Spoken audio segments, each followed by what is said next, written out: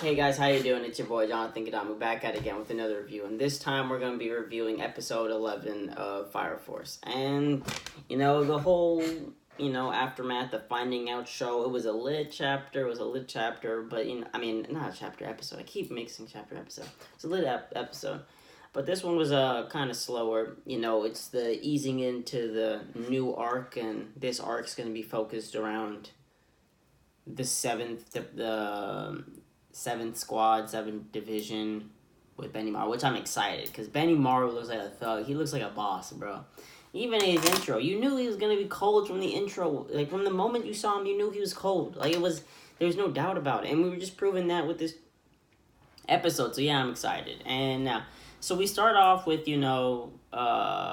reminiscing about the past and how the 8th Special Forces Division came together, and we start 3 years ago. We look back. We saw Hinama. Yeah, I think it's Hinama.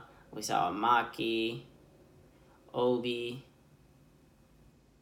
Since we saw them all younger, and we find out that it's a lot more to Hinama than what it may seem. He's not really a believer in soul, like the religion, the church, and everything. He's not really a believer in that, but he does care about protecting people. Like he wants to protect people. And he met a friend. He had a friend that was his friend. And he really said he believed in the religion himself. But it was like they had different views upon it. But they both at the end of the day, they want to protect people. And he was like telling them about how he wants to baptize his gun. And Hinama was saying, "Oh, that's a waste of time. There's no point. A gun is a gun regardless of whether it's baptized or not." And he's like, "Well, I'd rather be shot by a baptized gun because to him, whether you believe in the religion or not, it's that belief that you will be sent to a good place if you got shot with that." So thinking would you want that? Would you want to get shot with a normal gun, or would you want to get shot with a baptized gun where it could take you to potentially a good place? And he says, "Oh, that doesn't matter, doesn't care," and then he takes a plate, and one of the amazing things, he was like, "Why are you friends with me?" And it's like, you're right, you guys are complete opposites. How would you be friends? Because he's like, deep down, I know you're a nice guy. I know you're a real nice guy. He's like, you even took my tray without asking. You know what I mean? And like, oh my gosh, that was so sweet. And so we flash back to night. Hinama's sleeping, and his friend was reading a book. All of a sudden, she turns into an inferno. And then, he had a real, reflection. Hinama woke up, obviously, because of the fire and stuff, and he's like, "Hey, please, shoot me before I lose consciousness and go crazy." And so, he's shaking. He doesn't know what to do, because that's his friend. He doesn't want to kill him. And then he was thinking back to how he'd rather be shot with a baptized gun than a normal gun, and he's like, I gotta shoot him, but he could never shoot him.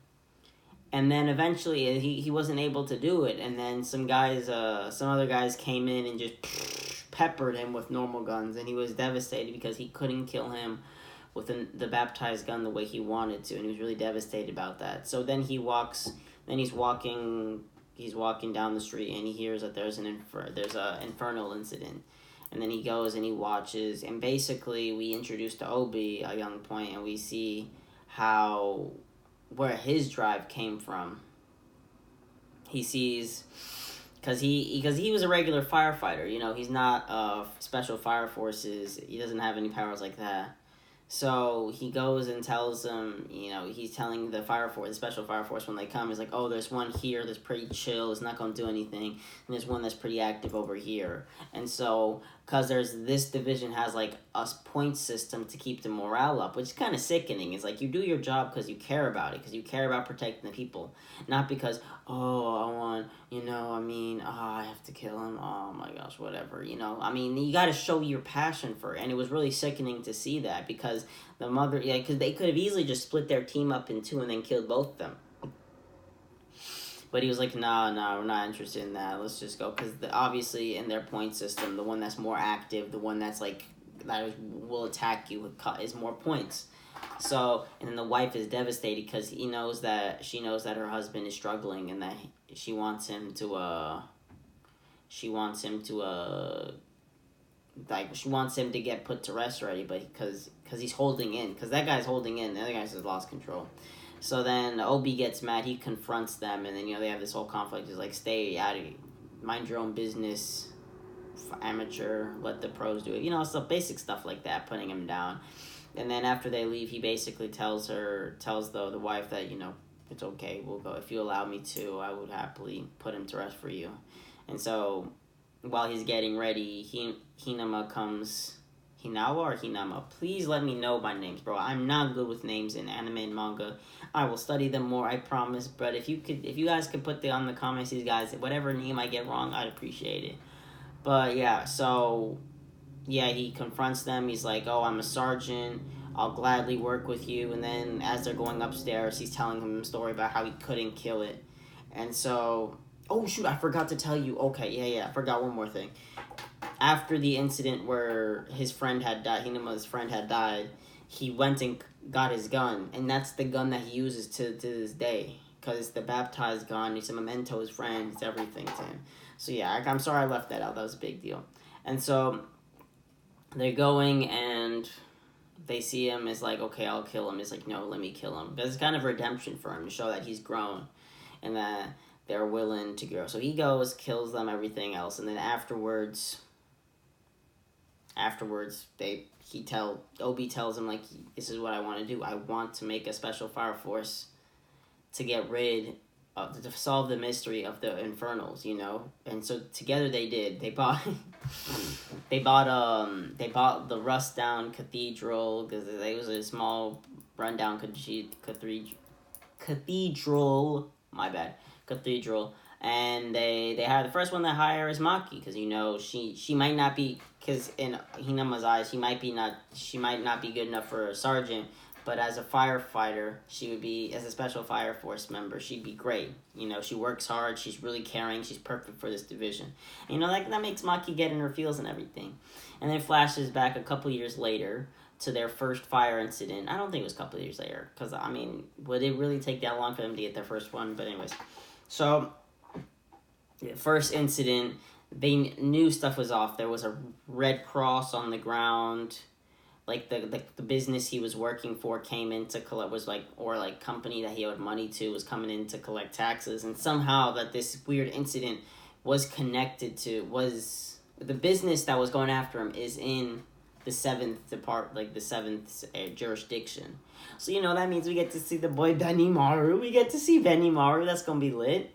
Oh my gosh. So then we go to the 7th to get his pop in, and then we see him. It's a real community. It's completely different from every other department, because it's not really a form, as we find out later in the episode, that is like this is only like this group is only formed because of the strength of Benimaru. And so we meet him, and he's like, "Oh, I don't really care. I have never seen it, so it doesn't bother me." He's never seen someone get turned into an infernal, so it doesn't matter to him. As long as he's protecting his people, he doesn't care. And so, but he's like, "I can't have you snooping around, so I'm going to have to ask you to leave." And right as he does that, there's an infernal popping up. And basically that allows him and us to really see him as a person, how the place operates, how he operates, and what makes him so strong. And boy, did we find that out, bro. This dude is a 3rd generation and a 2nd generation combined. Not only can he create fires, but he can manipulate them. You've got to be kidding me, bro. That is literally the most OP thing ever. He's the only one like that. He is so strong, bro. It's ridiculous. And then he was destroying his place, destroying the houses and everything. So it's their version of giving him a place, like as worshiping the destruction, whereas most people worshiping the baptizing and the sending off. You know what I mean? They worship the destruction. He's the demolishing king of Asukase. Benimaru Shimon Benimaru Shimon. I don't know his name, but I know Benimaru. I know his name's Benimaru. So. And we basically see his powers. He's dope, he's strong, and he really cares about the people. He cares about the people in his village. He really does. And so, basically, but when Shinra was like, "Yo, let's scrap, I'm gonna beat you," I was like, "Oh my gosh, don't do this to yourself, Shinra. He's gonna wipe the floor with you." But then obviously the Infernal came. Yeah. So that's how that episode ends. I'm excited to see how this arc continues. I'm excited to see more of Benimaru. I'm excited to see who or what. I mean, if we see Show, I'll be lit if we see Show. If we'll see Show, I don't know what's gonna happen, but I'm excited. I can't wait to see more. If y'all stayed to the end of the video, thank you so much for sticking with me. I really appreciate that. And if you did like what you saw, what you heard, then why don't you just hit the subscribe button? You know, why not, bro? I mean, this channel's a nice... I mean, if you like the channel, hit the subscribe button. Like the videos, comment. I really would love feedback about how, like, the series, what you like about the episode, the series as a whole, any other series, or you want to critique my videos, like how I could improve, or just, just to say hi, just to talk. Again, and if you want to talk a better way, privately, a better way is in my social media links. You can follow me, DM me, we could talk, we could chill, if you want to get to know. Yeah, I would love to get to know you guys. I really would. It would be amazing. But yeah, that's it for me, I have as I said in my last video, Dr. Stone, episode 12. I said I have a surprise for y'all. I hope y'all like it. I don't know if a lot of people really catch up with this series a lot, but if you do, I mean, I think it's good. I think it's good. But yeah, you'll just have to see on the next video I post. But yeah, that's it for me, and see you guys. Bye.